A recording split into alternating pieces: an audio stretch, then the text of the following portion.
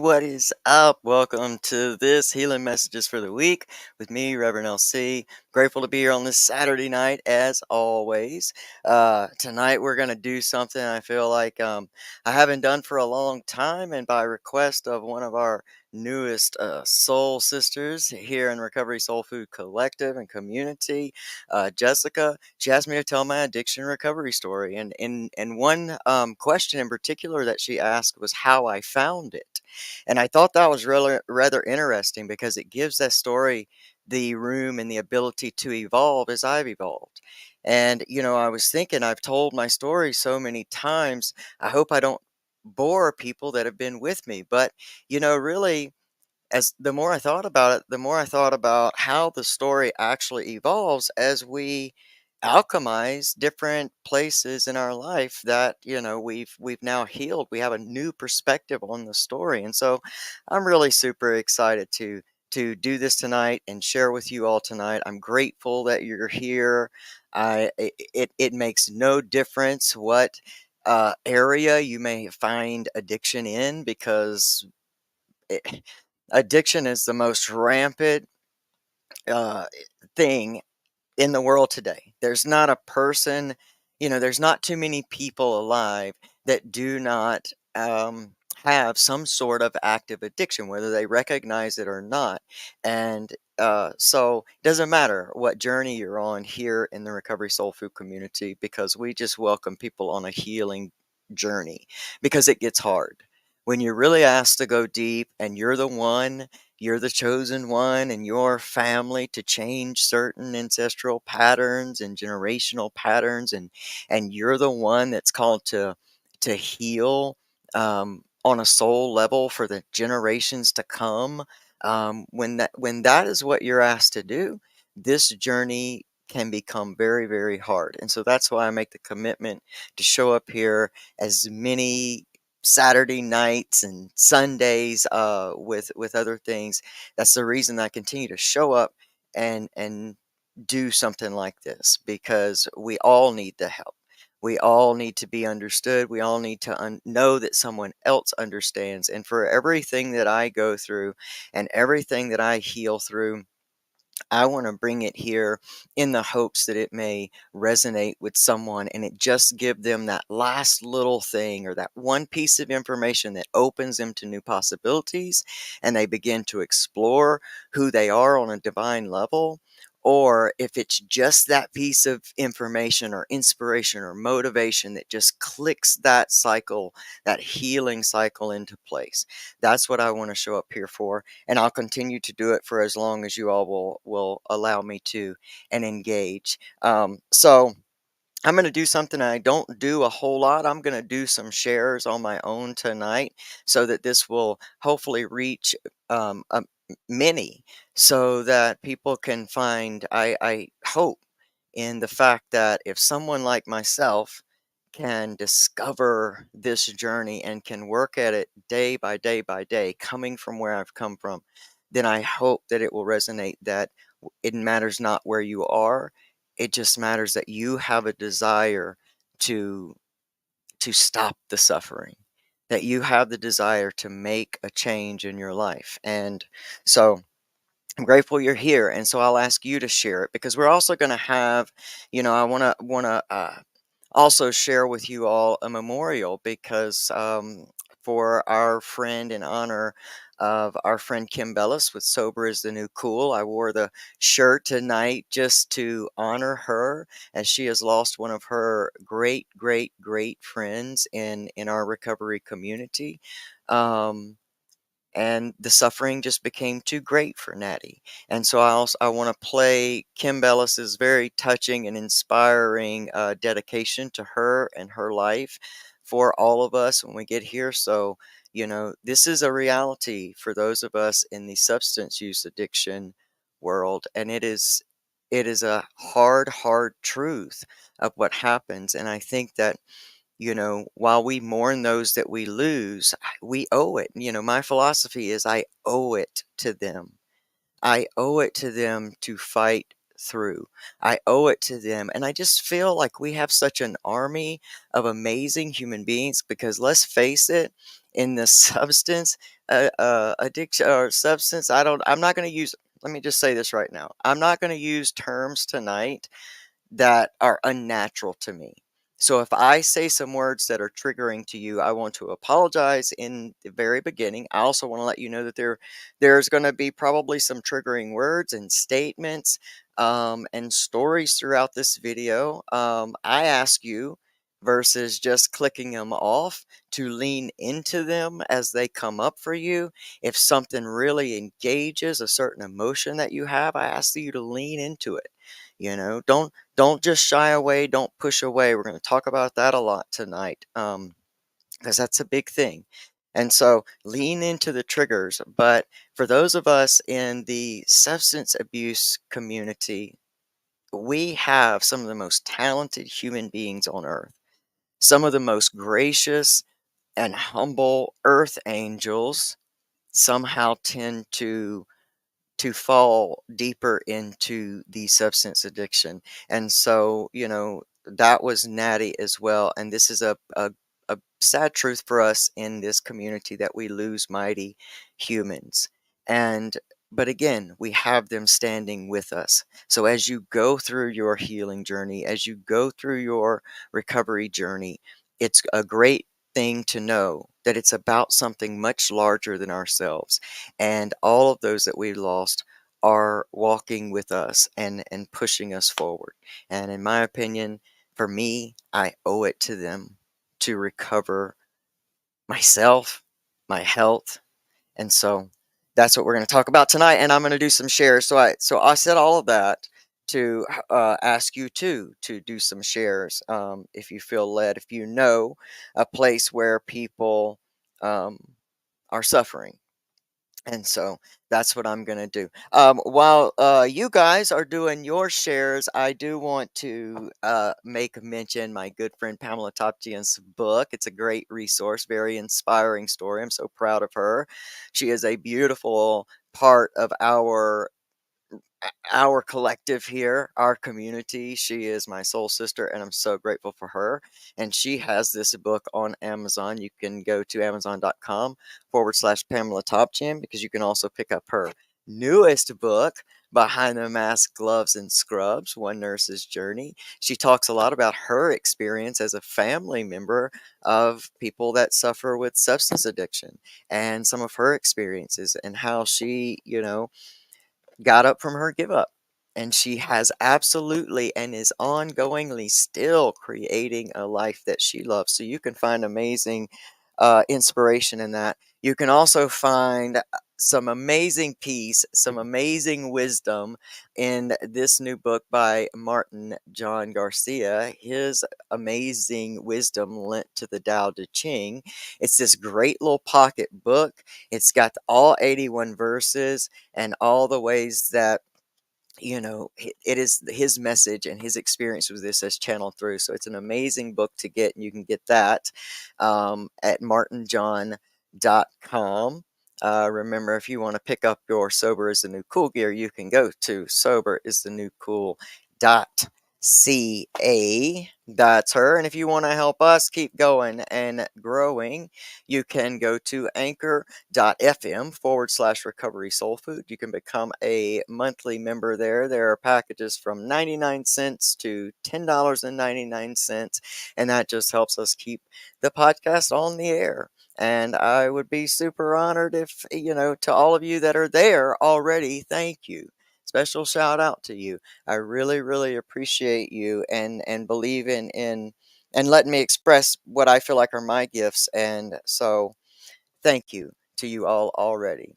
All right. If we're all done with our shares and we're all done with our stuff, then let's get into this Saturday night soul session. I'm going to play the intro, and then immediately after, I am going to play Kim Bellis's most beautiful, touching tribute to her friend Natty, who we lost to overdose and to suffering. So, all right, if y'all are ready, I am absolutely ready. So let's go. Yeah.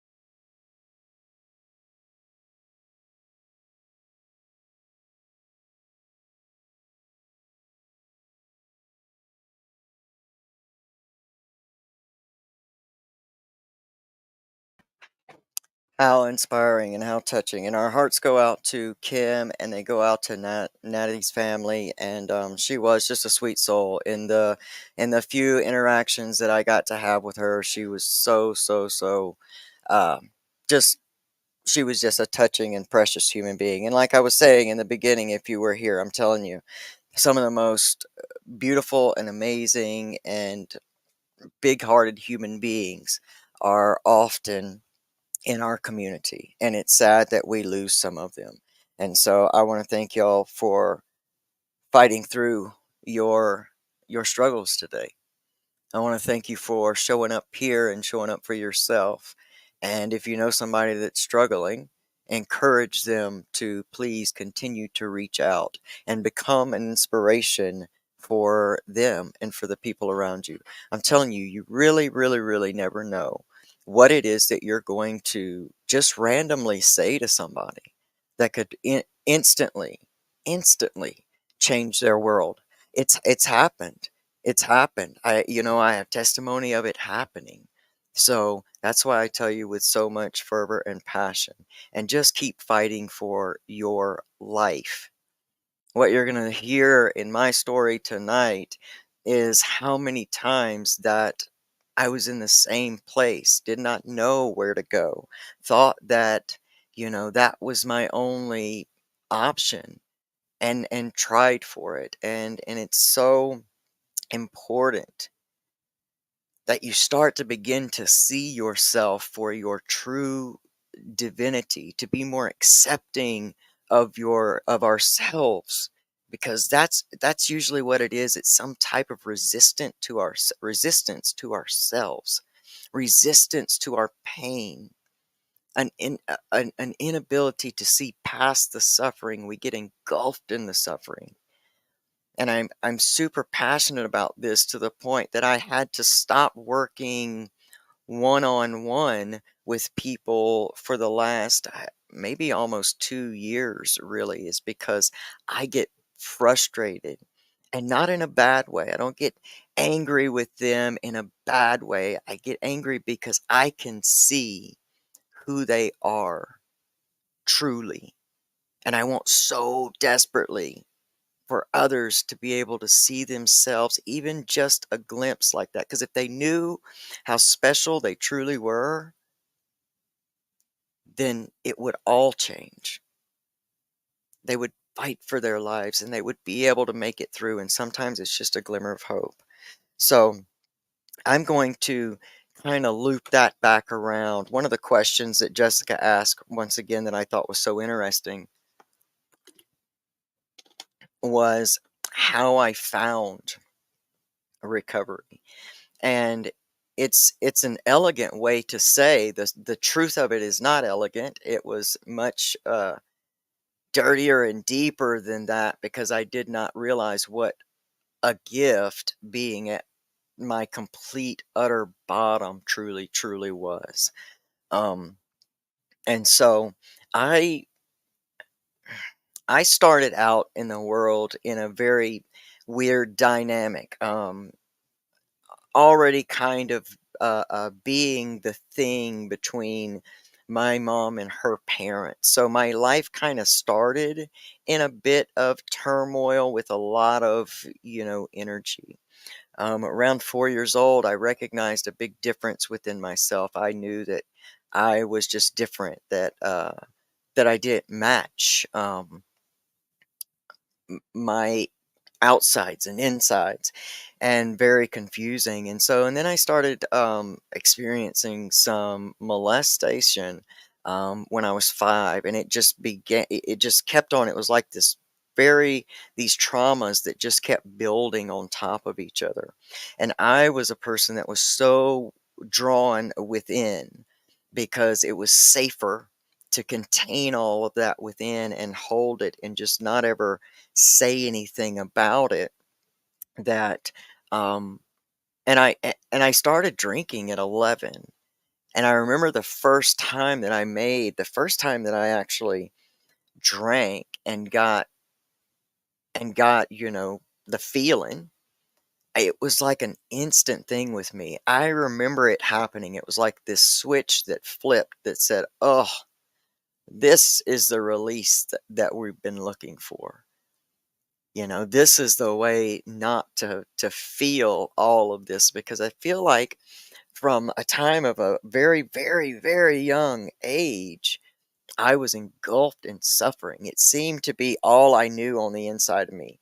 And again, I didn't share anything outward, so I was just a powder keg of all of this stuff that was going on because I was embarrassed, so embarrassed about the molestation. And then it just seemed to keep happening.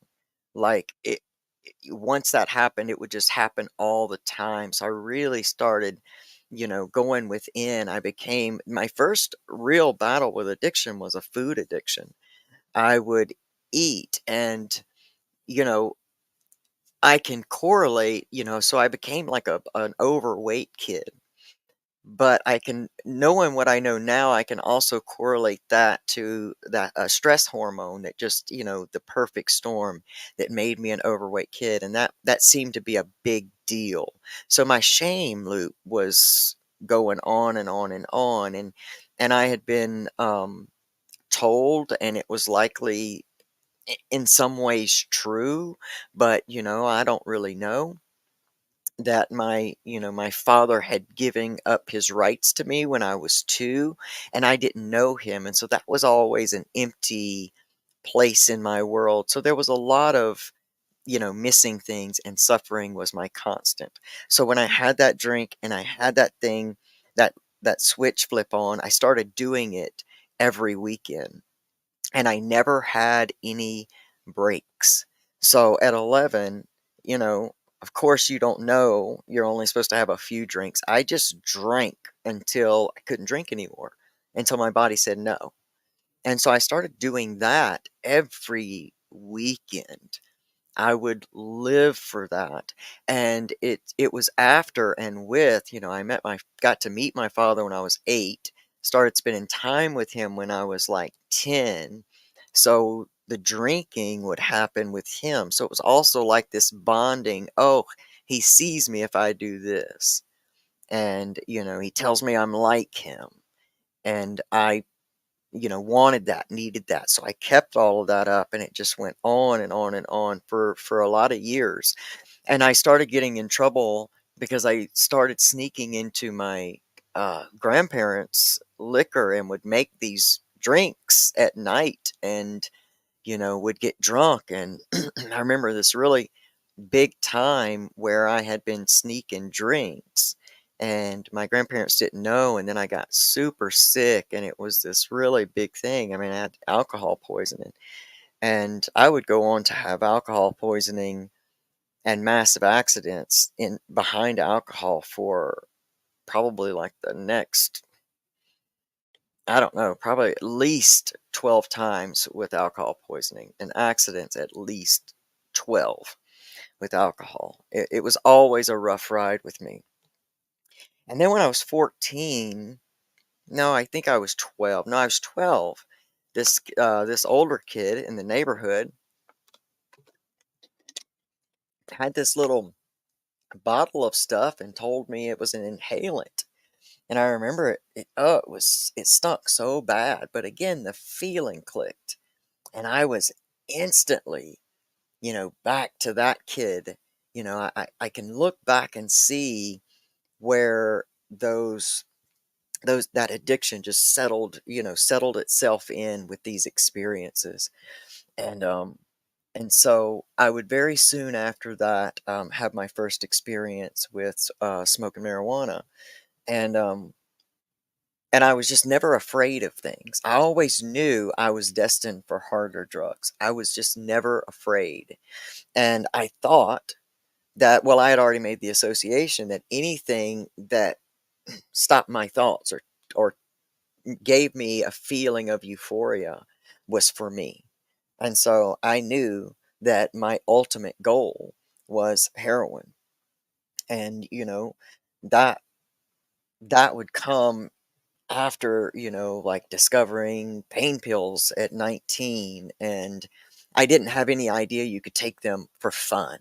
What's up, Rhonda? I didn't have any idea you could take them for fun until I did. And then once I did, switch, and it was on.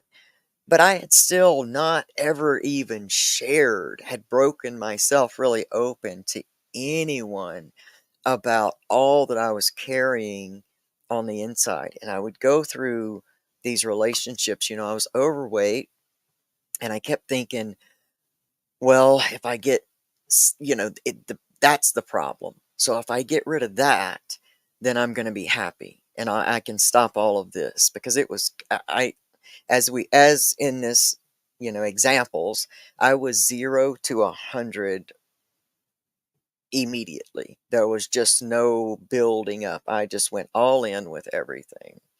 And so I thought, if I had, if I could get rid of this weight, it's the weight. The weight makes me feel shameful. I was completely unaware, honestly, because I was of the opinion that if I did not think about the past could not be affecting me. So it must have been what was happening right then, and I had a great shame about my weight. And I manifested, well, I'd had ulcers since I was young from just the stress. And so I had manifested them up again.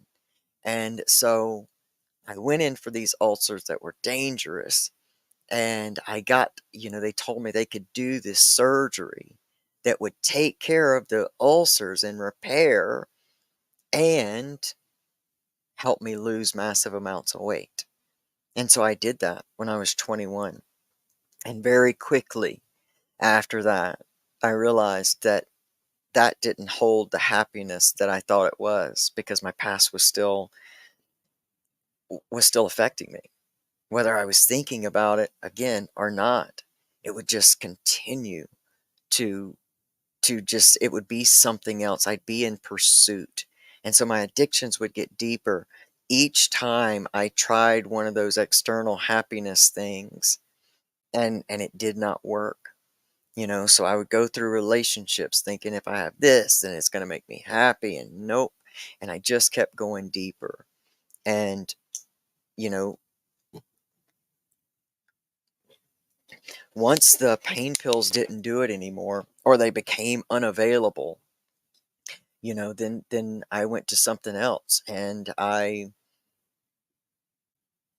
when I started heroin, that was the number one. I mean, that was the pursuit of happiness.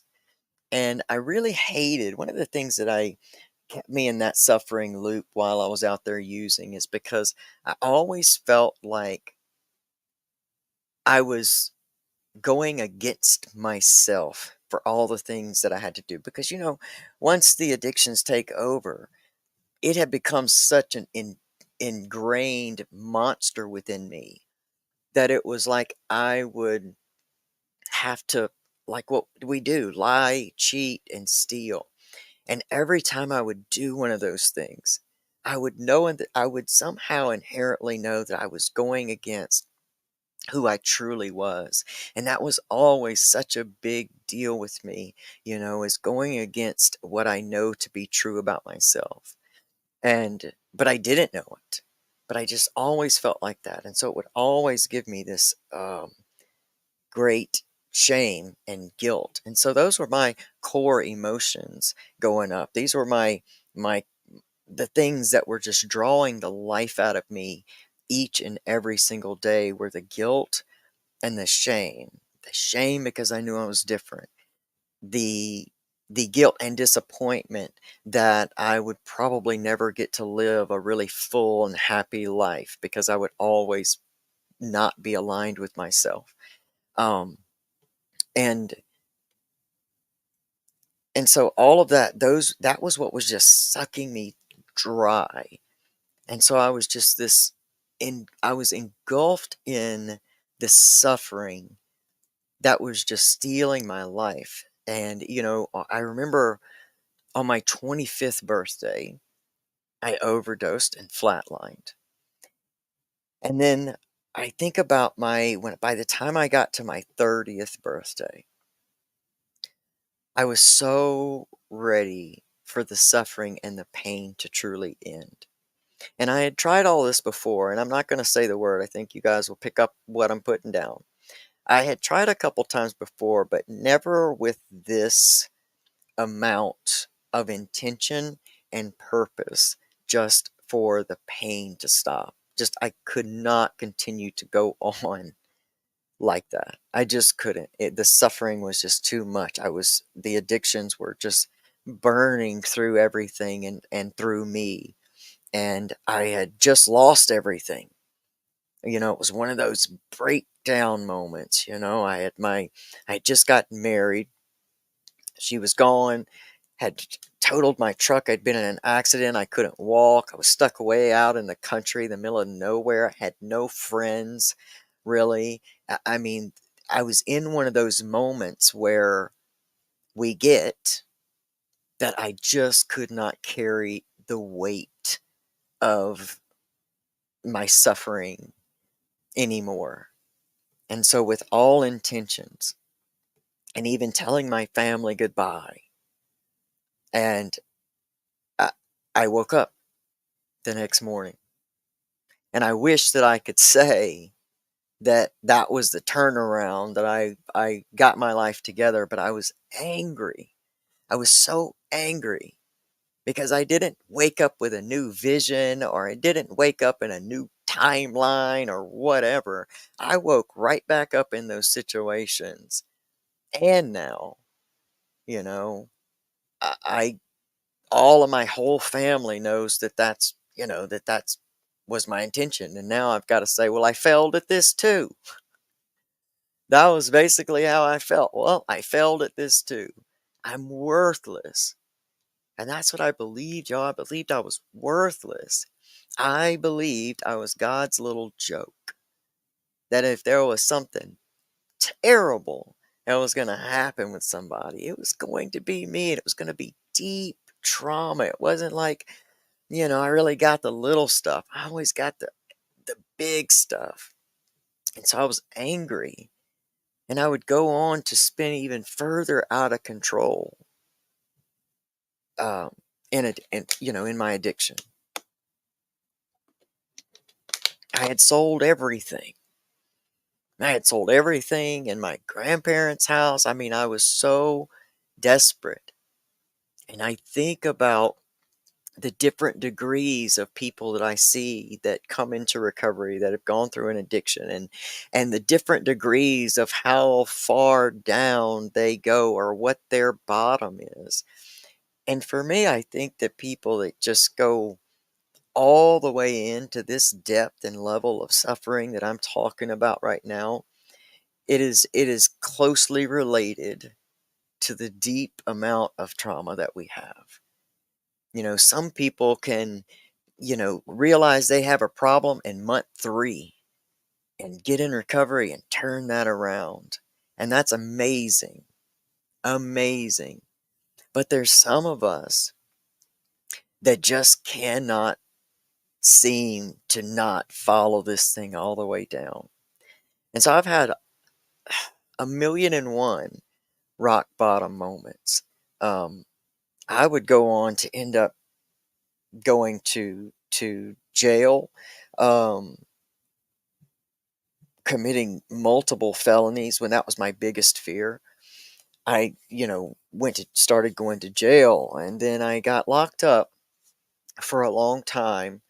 Um, a little later that year, I'd say no, the following year, I got locked up after that attempt.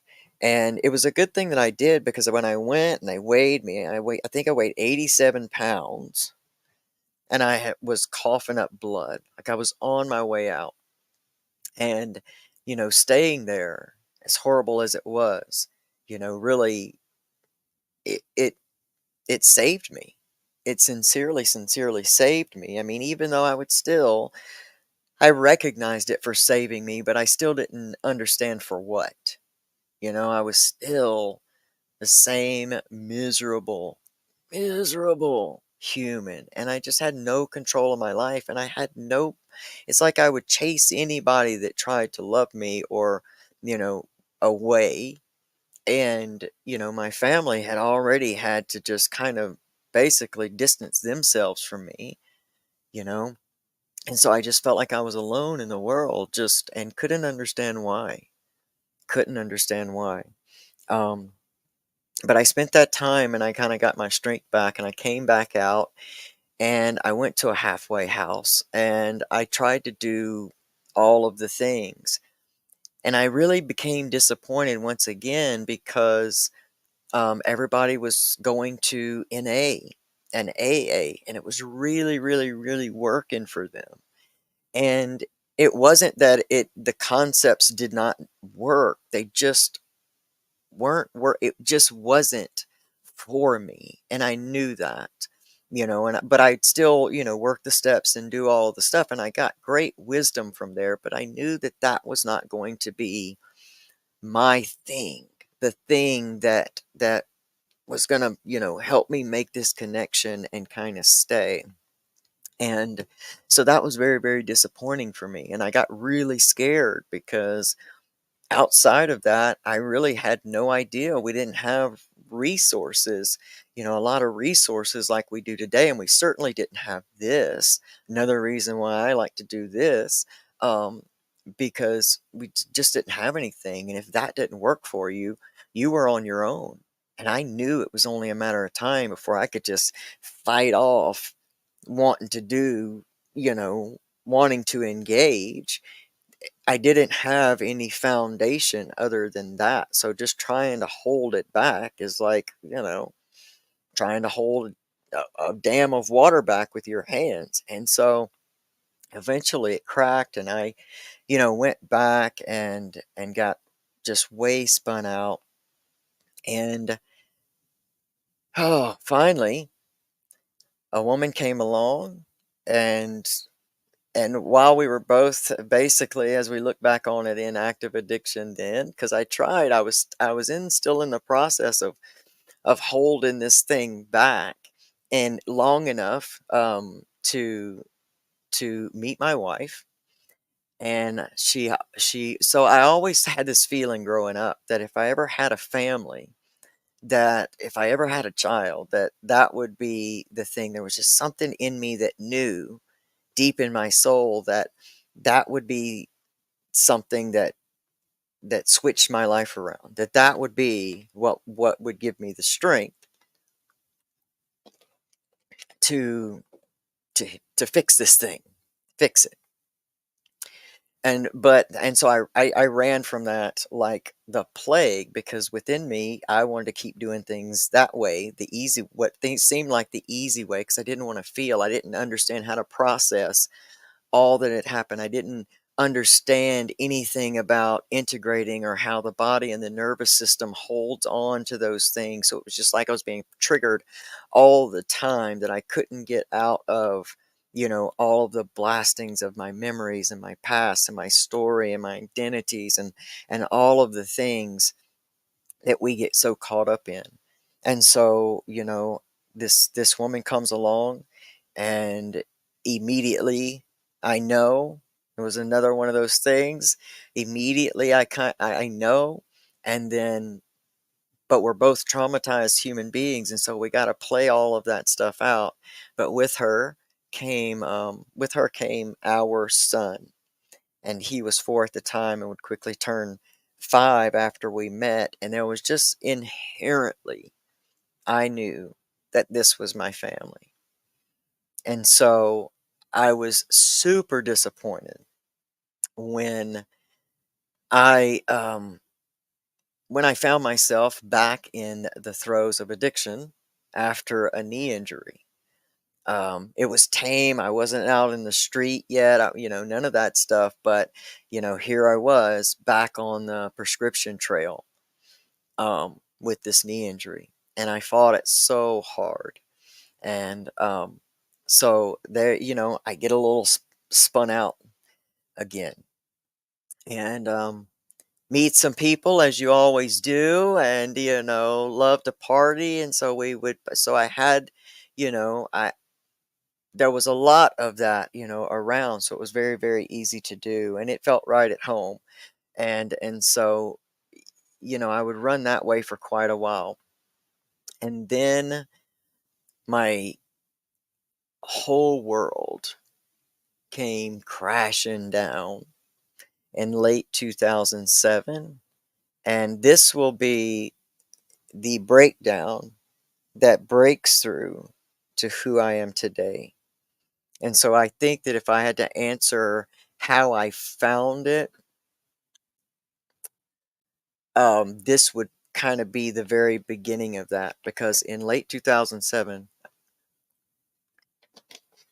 December, I got a phone call at night while I was at work, and the phone call came in, and the voice just told me that um, Brandon, who was my best friend and my brother, and the only person in the world that I felt like saw me, for me and who I was, and we just had this amazing bonded friendship together, um, said that he was gone. And it was just so shocking to me that it just everything crashed in. I just crashed in on myself.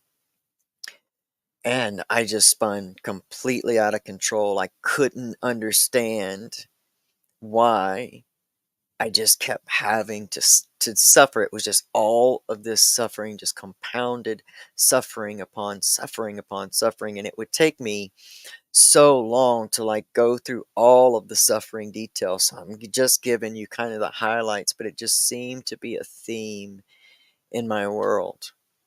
And so there's that. And then about 2 weeks later, I get a call that my grandmother, who, I'd always grown up with them. They adopted me when I was 17, but they helped raise me throughout my life, along with my mom. So it wasn't like the adoption, they took me from her or anything. It wasn't like that. But she was a mother figure to me. And there was a different feel with her on a maternal sense than there was with my mom. So that, she she loved me, and she was just always there, for me.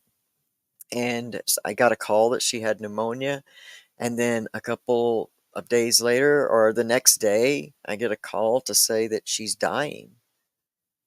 And I have no money. I'm on probation at this point. I can't just leave the state. I can't go be with my family. I can't just jump up and go. And I'm devastated because I wasn't ready. I wasn't ready to let her go. I think the last time we actually spoke, we probably argued. And I didn't think she really understood because of my addiction and the way that I was having to be to survive. I didn't think that she understood how much I loved her, or how important she was to me, or how special she was to me. And I drowned myself even deeper, trying to drown out that disappointment in myself that I would never get to tell her how important she was to me and how much I was going to miss her. And so all of this is going on, and I'm spiraling out of control, and my body begins to break down and starts to die from pure grief. My heart break is breaking my body. My muscles and my legs begin to atrophy, and I can't walk on them. I'm rapidly losing weight. I have no appetite, and I'm just content to lay there and die this slow death.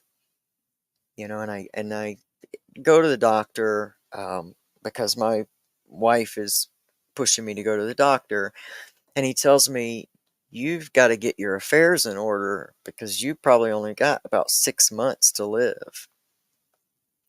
And I remember thinking to myself, good, just good, finally, you know?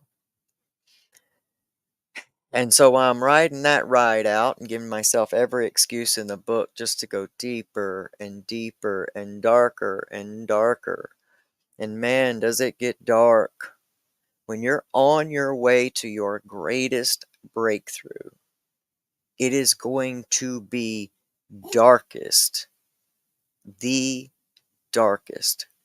Understand that when you're swimming through pure hell, it is taking you to the greatest breakthrough of your entire life. The thing that is just going to kick the doors open for a whirlwind of change.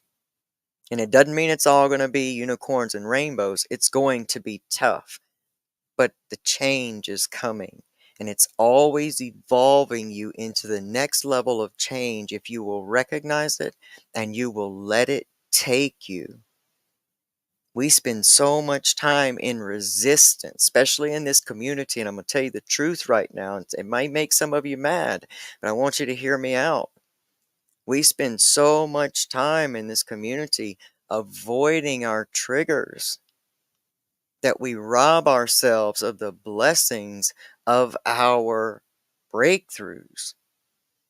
Because each one of those things are telling us what it needs. And it's not something you can just do right off the bat. You just can't go in on all your triggers. So be smart, strategic, study yourself. That's what I did. I'll get to the part of the story in a minute, but that's what I did. I studied myself. I took apart my failures. I looked at where where it was the hardest for me. And I built a strategy from that. And some days I got it right, and some days I didn't. But I just vowed to myself and my family and my son and his legacy that I was just going to keep getting up every day and trying, no matter what. And so, you know, I was in the depths of my hell. It was so dark in my world. Our son wasn't even with us at the time. He'd gone to live with his grandmother, and when he did, boy, we just spun out because we had nothing there to hold it together for. In 6 months to the day after I lost my grandmother, my grandfather, her husband, who had been a number one in my life for my entire life, was now gone. And the only difference was, once again, I was back in the same situation. Got a call. Not going to make it very much longer. I can't just get up and leave. I can't run to this man as he has run to me every time I've needed him in my life thus far. And I can't get up and legally or monetarily run to him. But I do get to express to him how important he was. And in the last conversation, well, I won't call it a conversation, my mom held the phone to his ear while I told him how much he meant to me, how much he had influenced me, how grateful I was, and how sorry I was for how I had turned out. And I'm using the words and the emotions that I felt at the time. I was so sorry for how I had turned out. And those statements came this promise that I made him.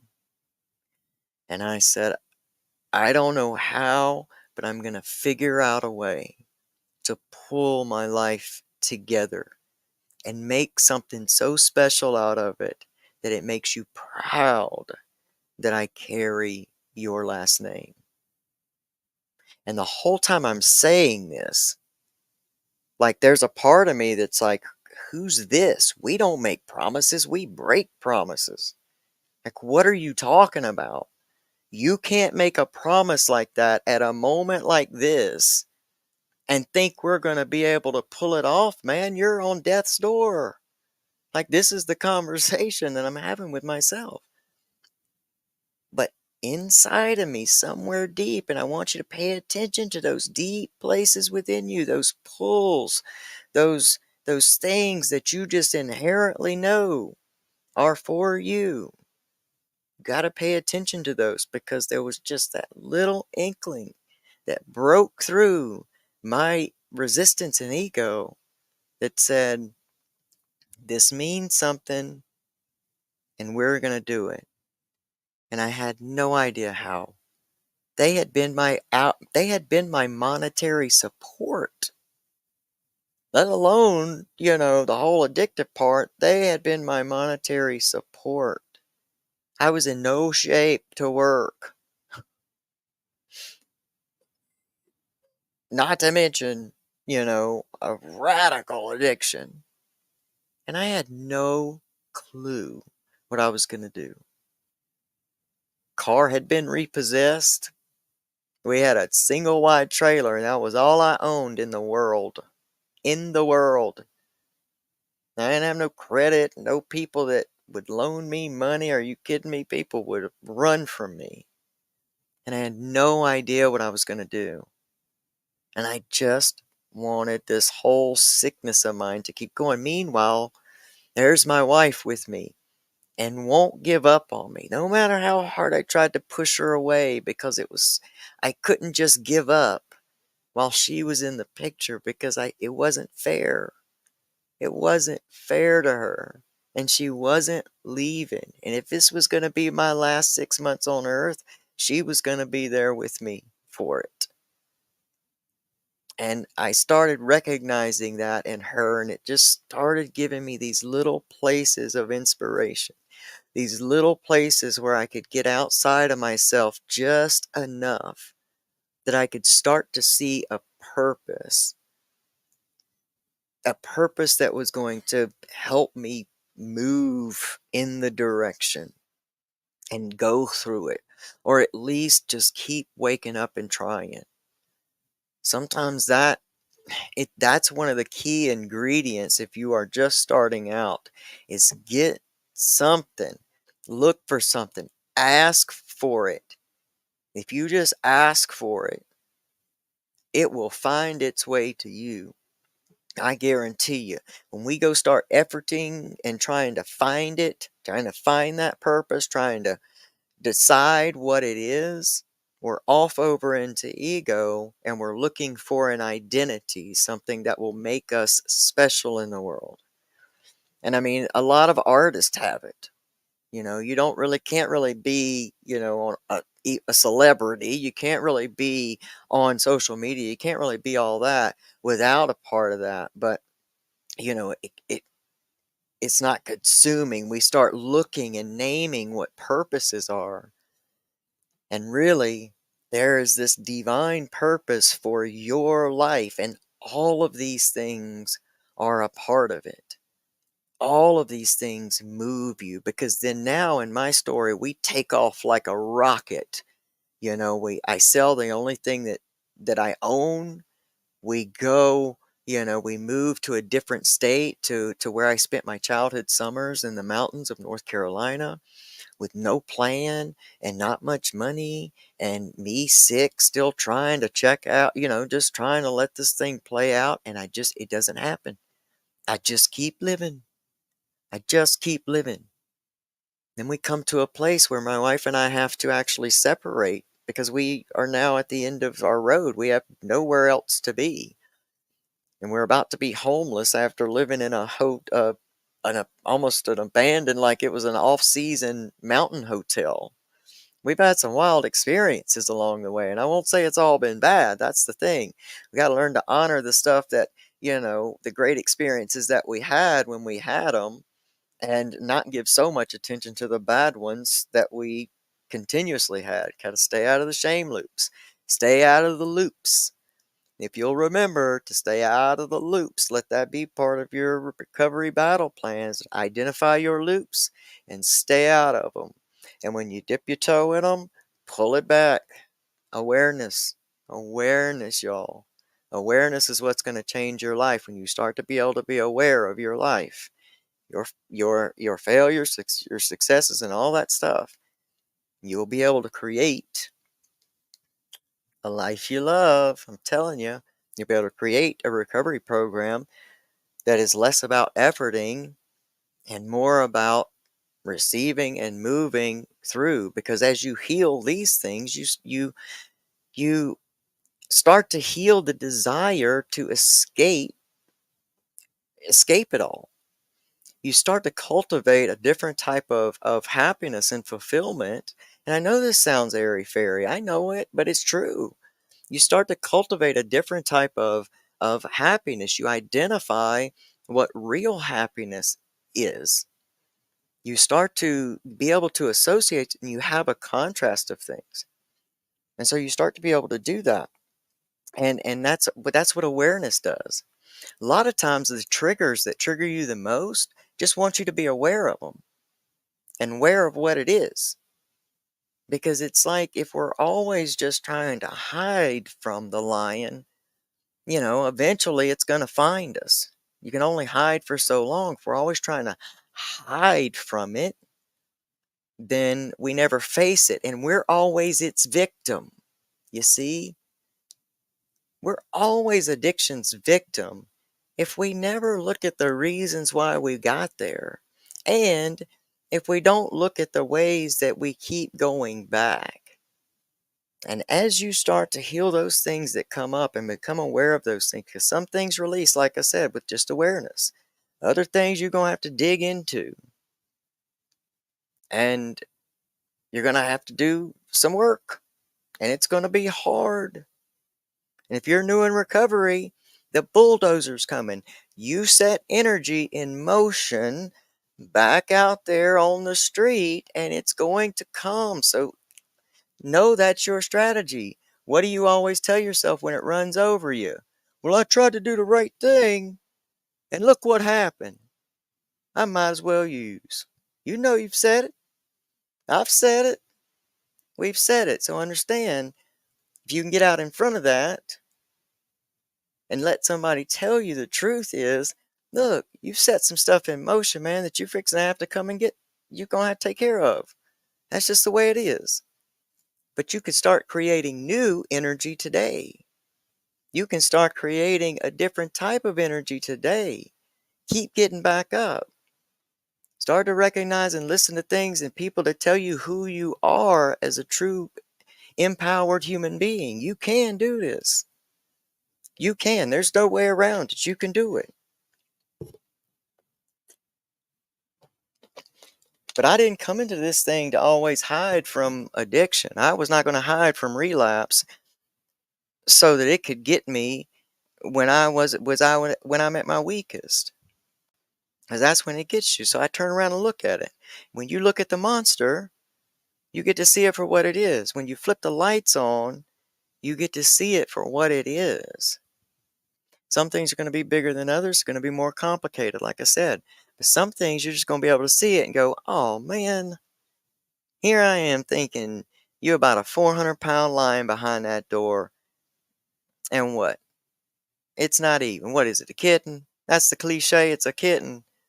Not everything's going to be like that, but take those wins when you get them. That awareness will take care of that sometimes.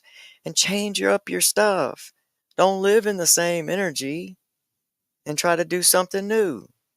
You can't be around the same old people. And I know it feels like you're abandoning folks, but that's just the way it is. You got to abandon people and energy so that you can save yourself. Because I'm going to tell you what, the people that I have around me today, the caliber and the beautifulness and the amazingness and the talented people that I have surrounding me today, I could never have dreamed of ever in my life. And each one of them holds such a special place. And I can't believe I have this much capacity to hold that much love for people. You know, I really didn't. I'm so grateful to watch my capacity to hold special places for people and hold people is just, and the love for people is just amazing. And I still struggle in a lot of ways, but I'm always asking questions. And so, we get jump back to the story. My wife and I have to separate. She has to go to Alabama. I've got to stay here in North Carolina. I'm in a situation where it's rocky, it's on eggshells, but this is my last. I ain't got nothing else. I got nowhere else to go. And I'm in no shape to be out in the streets fending for myself. So I have to go back to here. Sometimes sometimes your biggest haters can become your greatest motivation. And they can become the ones that the ones that don't believe in you can become your greatest motivation. They can become your greatest gifts. It happened to me. I had to come back and stay with my mom, and I knew my stepdad did not want me here. And I wasn't young when he married my mom, so I never really kind of claimed him as that. And so it was very contentious. But I started getting angry. I was like, man, I'm separated from my wife who's been there for me, like carried me back and forth to the bathroom, made sure that I ate something every day, had taken care of me thus far. And now I'm without my foundation, none of my foundations. I'm in a place where I know I'm not wanted, but I'm there. And so I just start taking these walks every day out to the horse pasture. My mom had a horse at the time. And I just remember taking these walks out there, and I would just connect with him. I'd just brush him for as long as I could stand out there. And I was on MAT at the time. And, MAT was something that saved my life. It was necessary, for me, and I'll get to that part in a minute. But, I had had bouts with it before, but I had abused it in the past. Like I said, I've got many tries and failures, and just, I had a lot to build a good strategy on. Let's just say like that. But I go out and I'm spending time with this horse, and it's like I'm having this almost spiritual experience. I'm finding myself just getting stronger and stronger and stronger. And I got this fire in me that I was going to fight for my family, that I wanted my family. Once I started realizing that I was bringing myself back into health, and I was doing really well, and I had gotten a job, and I had bought my first little $400 car, and I was doing something. I was being something and somebody in the world, for the first time. And I had that was the expectations, of me, and so I was accountable for that stuff. And but I got this fire. Once I showed myself I could go past what I believed was possible for myself, and I could accomplish something that I didn't think I could ever really would have done again. And now I've got the foundation to start building the platform to get my family back. That was my next major goal. Nobody's going to separate me from my family. I'm going to get my family back. And so I just keep getting stronger and stronger every day. I just keep leaning into these little rinky dink counseling sessions they'd give you. I just lean into them, man. I would just let it all out, because I just needed to get all of that. Sometimes you lift your spirits, your energy, when you let some of that darkness, that shame, that guilt come out of you. And you do that a lot of times by letting it out. Don't expect a therapist or somebody to fix you. Let all that stuff out. And once you're done kind of getting all of that, if you're in one of those programs, make somebody counsel you. Make your therapist help you. Don't let them just let you show up and tell them what's going on in your life today. Don't let them do that. A lot of you don't have insurance and you're in these free, not-for-profit programs, utilize them. Don't expect them to be your savior, but utilize the resources that they have and make it work for you. Make them counsel you. Ask them questions.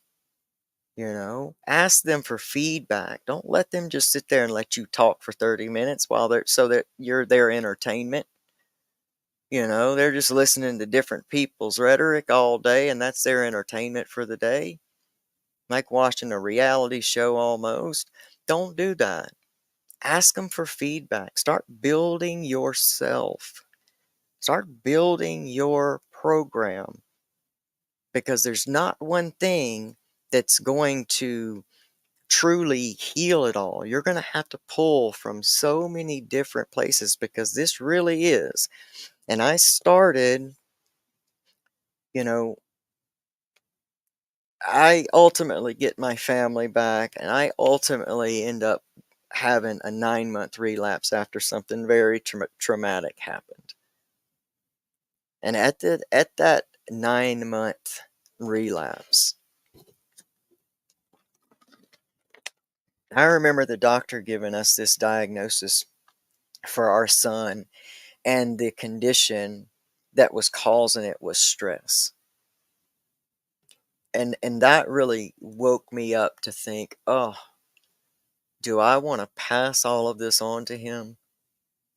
I recognize that in myself. What I would have, what would I have wanted my family to do when they recognized that I was under a lot of stress and I was too young to be that way?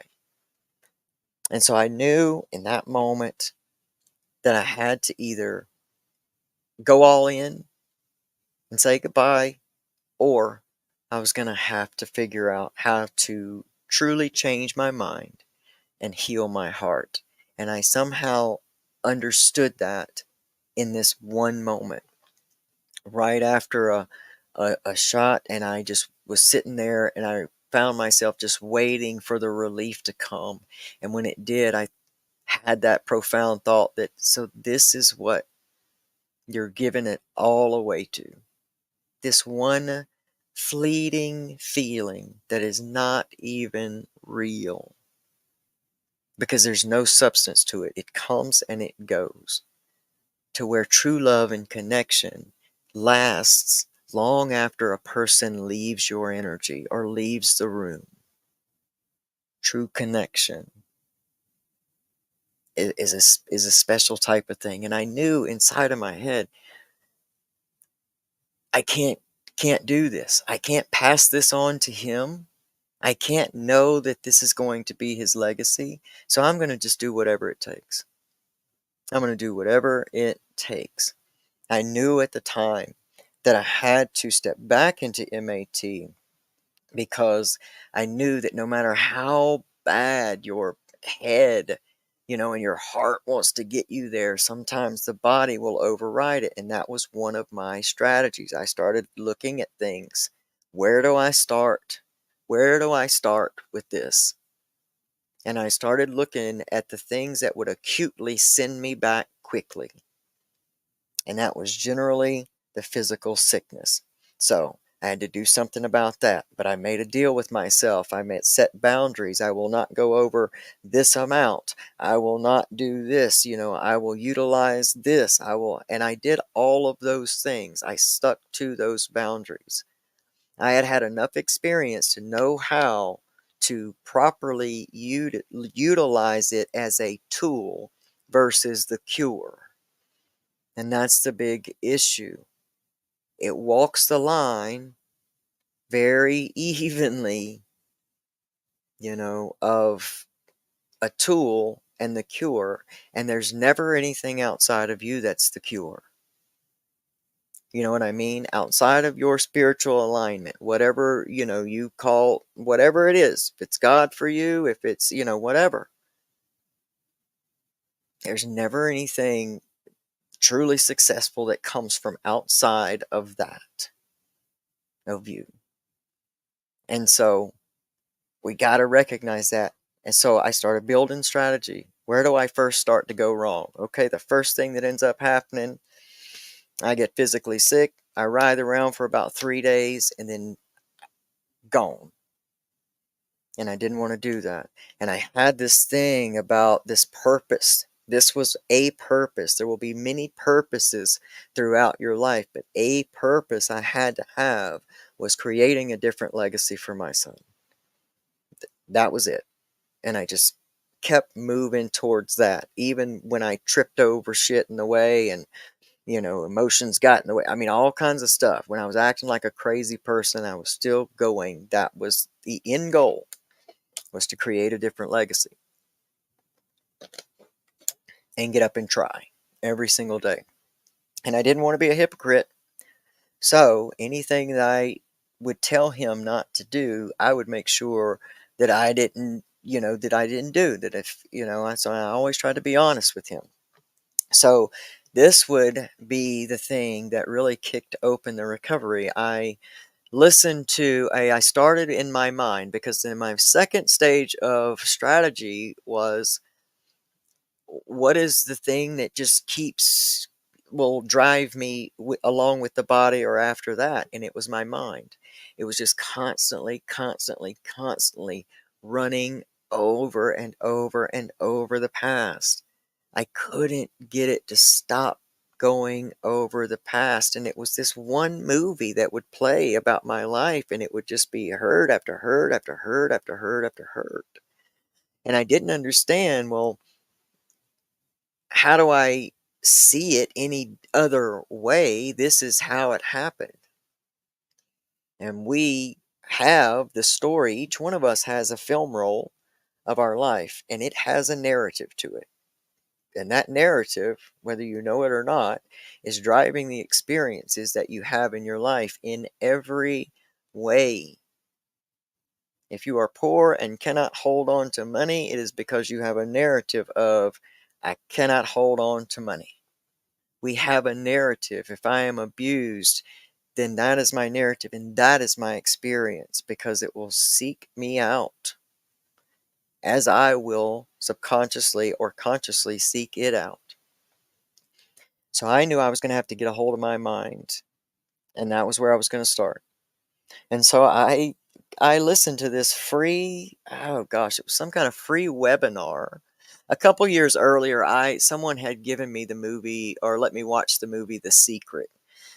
And so I had first learned some things about, the law of attraction and stuff in that movie, but I kind of thought the way they explained it all, it it just didn't, it couldn't be the truth. You know what I mean? And really it wasn't. It goes so much deeper than that. But the thing that helped to do was introduce me to at least this idea of, if you change your thoughts, then you can change your life.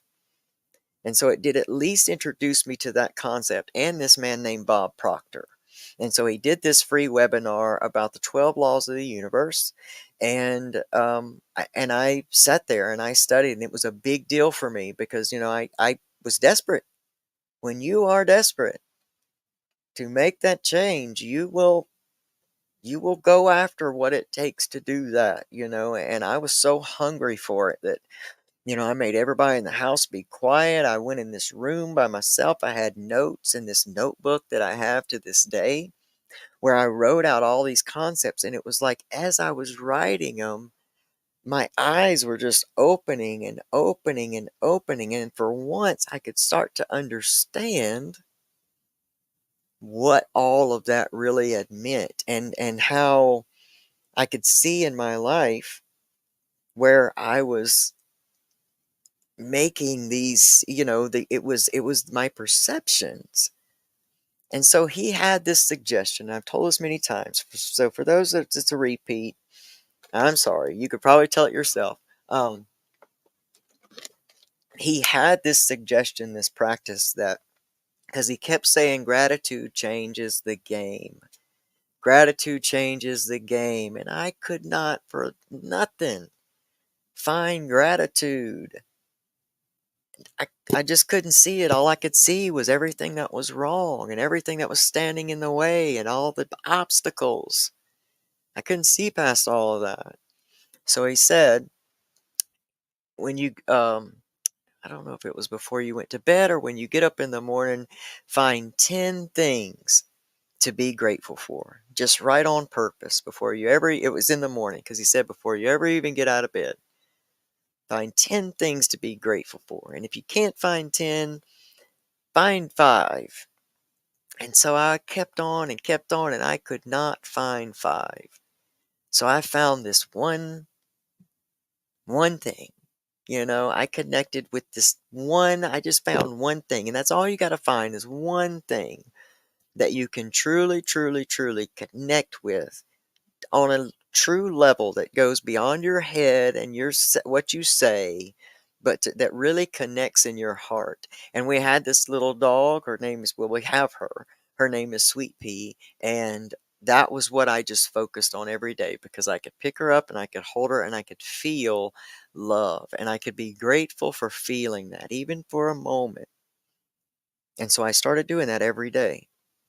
And I started recognizing slowly that I was starting to add to that list. I started being able to see things in a different perspective. It wasn't like a veil just opened up and boom, life was different. No, this was gradual, gradual. And I just started seeing the power of how these things were working and how it was possible for someone like me who stayed locked in their mind all the time could actually change that that whole process and actually be able to experience my life in a different way.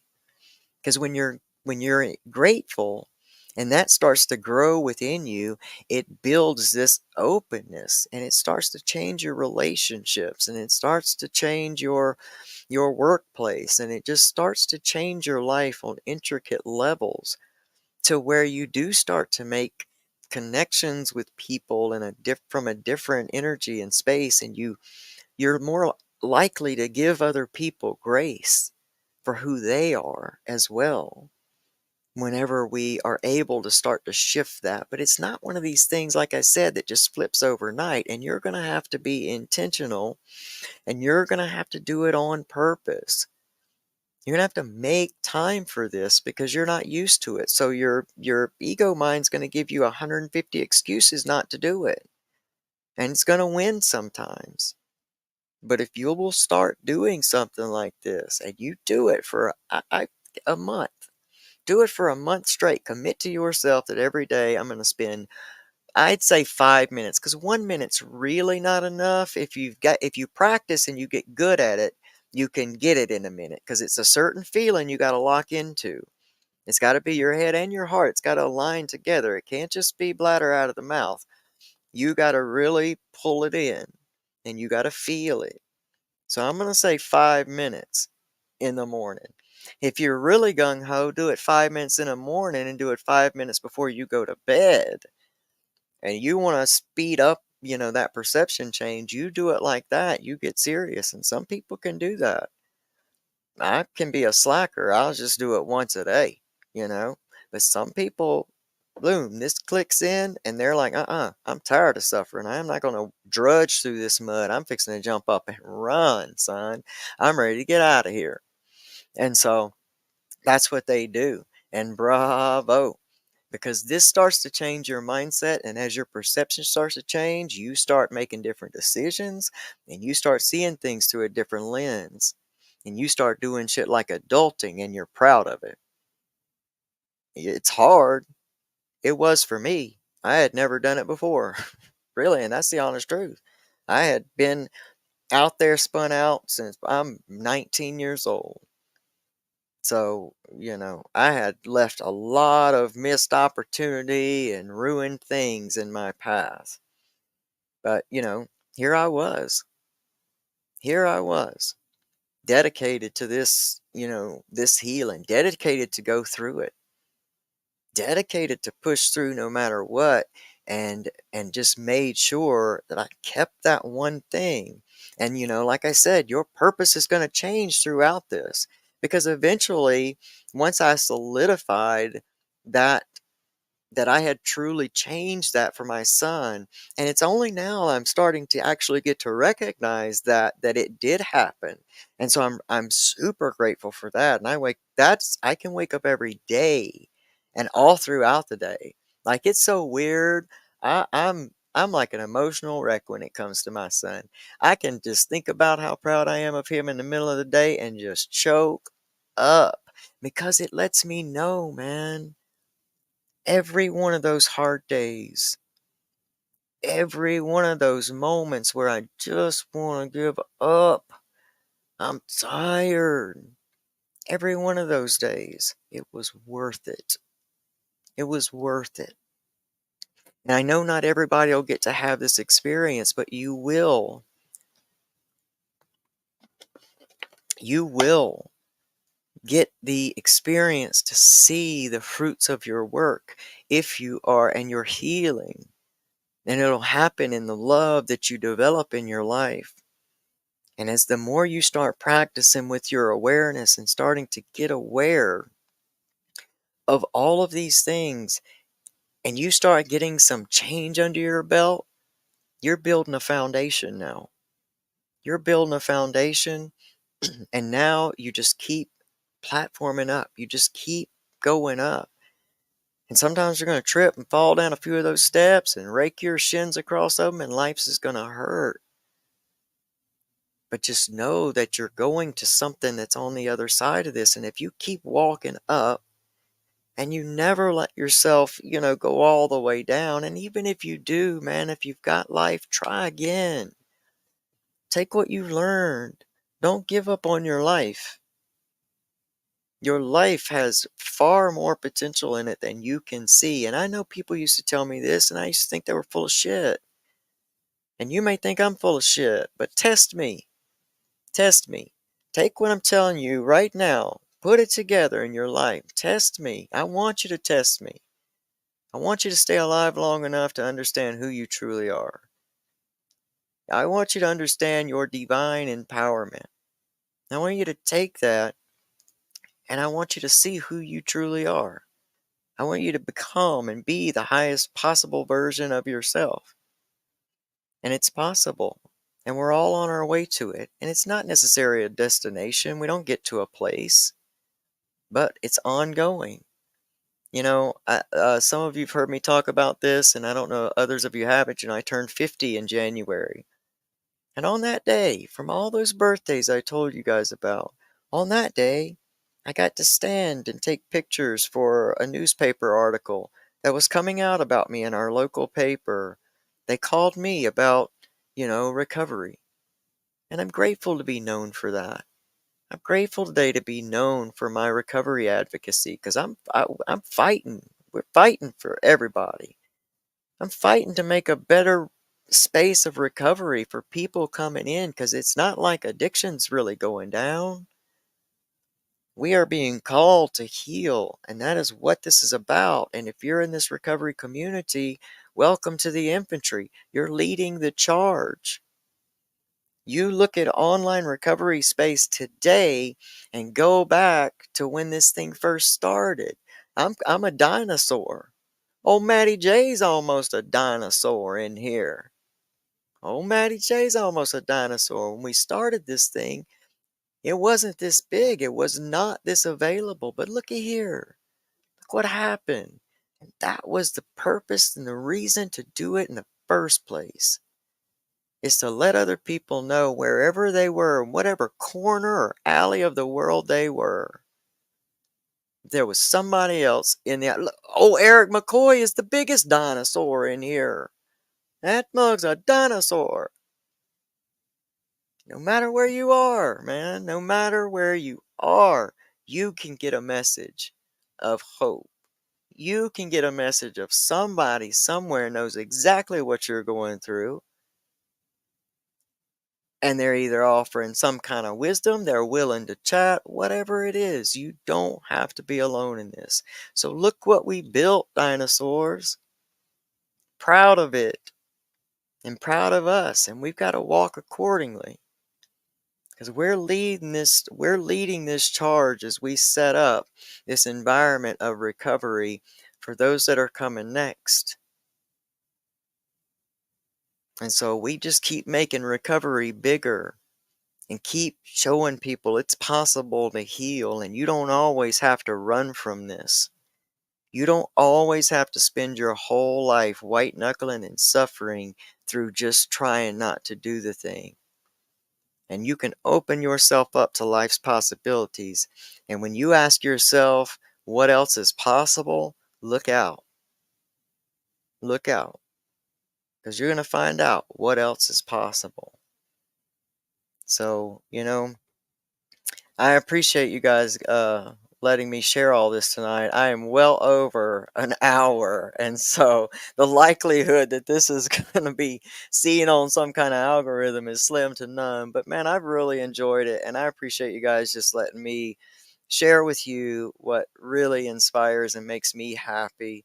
And it makes me happy to get to be here and to do this. And I'm building something for season 6. It's really going to focus on the body.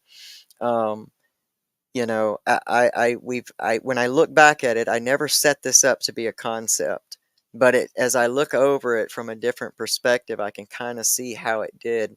My recovery journey started with my mind, then it went to my soul, my emotions, and now I'm in the body phase where I integrate all of that and start getting really interested in my body and how to treat it properly and better and all of that. And so I'm going to build season 6 around that. So I hope that for those of you that are in that space of that body, or even if you're not yet in this journey, come over there and get some nuggets. There's always some information, but I'm going to start building that soon, so it's going to be coming up. Meanwhile, you guys got to check out the official Walk a Mile in My Shoes YouTube channel, because that's where Eric and McCoy and I have this amazingly fun show where we take a walk in some of the most ridiculous and some of the most amazing shoes on earth. And it's so fun. So y'all check that out. All the products that I told you about, well, Amazon, Pamela Topjian, martinjohn.com, the Tao Te Ching. Is so fun, so good. And man, yeah, thank y'all so much. Thank you, Jessica Powers, for asking that question and allowing me to do this tonight. It's been super. I love you guys so much. Have the most amazing week ever. Remember, this is a very quick moving time. So watch your thoughts, understand, think more in how you would rather see things than just staring at and focusing on the problems. It's a quick moving energy. It's going to be that way this coming up week. 2, big revelation we're having in this whole year. So don't be surprised at what you find out. Move with it, go with it, follow your soul, learn to know yourself, and you'll be your best ally. All right, y'all. Until next Saturday, I love you, and I will see y'all then. Bye, guys.